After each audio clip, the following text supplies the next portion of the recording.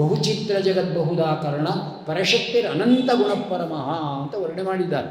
ಜಗತ್ತಿನಲ್ಲಿರ್ತಕ್ಕಂಥ ಚಿತ್ರ ವಿಚಿತ್ರ ನೋಡು ಭಗವಂತನ ವ್ಯಾಪಾರ ಗೊತ್ತಾಗುತ್ತೆ. ಇದು ಹಣ್ಣೊಂದು ಒಂದು ಹುಳು ತಗೊಳ್ಳೋಣ, ಕಂಬಳಿ ಹುಳು ಮೊಟ್ಟೆ ಇಡುತ್ತೆ, ಮರಿ ಆಗುತ್ತೆ, ಮೈ ತುಂಬ ಕೂದಲು. ಯಾವ ಪ್ರಾಣಿ ಯಾವ ಪಕ್ಷಿನೂ ಕಂಬಳಿ ಹುಳು ಅಂತ ತಿನ್ನೋಣ. ಯಾಕೆ ಅಂದರೆ ಮನುಷ್ಯ ಮುಟ್ಟಿದ್ರು ಕೂಡ ಕೂದಲು ಅಂಟ್ಕೋತೆ, ಆಮೇಲೆ ಪಿಟೀಲ್ ಶುರು ಆಗುತ್ತೆ.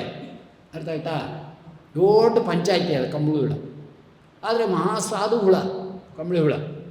ಆದರೆ ದೇವರ ಅದಕ್ಕೆ ಪ್ರಾಣ ರಕ್ಷಣೆ ಕೊಟ್ಟಿದ್ದಾನೆ. ಈ ಹುಳ ಭೂತತತ್ವದ ಹುಳ.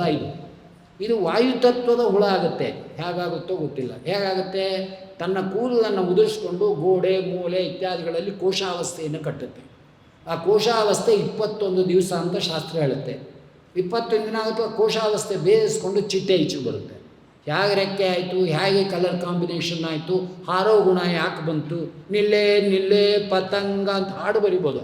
ಆ ಪತಂಗಕ್ಕೆ ಹಾರೋ ಶಕ್ತಿ ಯಾರು ಕೊಟ್ಟರು? ಕಂಬಳಿ ಹುಳಾಗಿ ಸತ್ತೋದ್ರೆ ಚಿಟ್ಟೆ ಆಗಲ್ಲ. ಚಿಟ್ಟೆಯನ್ನು ನೋಡಿದ್ರೆ ಇದು ಹಿಂದೆ ಕಂಬಳಿ ಹುಳ ಆಗಿತ್ತು ಅನ್ನೋ ಜ್ಞಾನ ಬರುತ್ತೆ.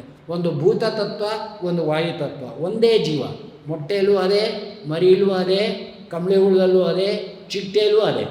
ಈ ಕೋಶಾವಸ್ಥೆಯಲ್ಲಿ ಚಿಟ್ಟೆ ಹಾರಿ ಹೋಗದೇ ಇದ್ದರೆ, ಅರ್ಥ ಆಯ್ತಾ, ಚಿಟ್ಟೆ ಆಗಲ್ಲ.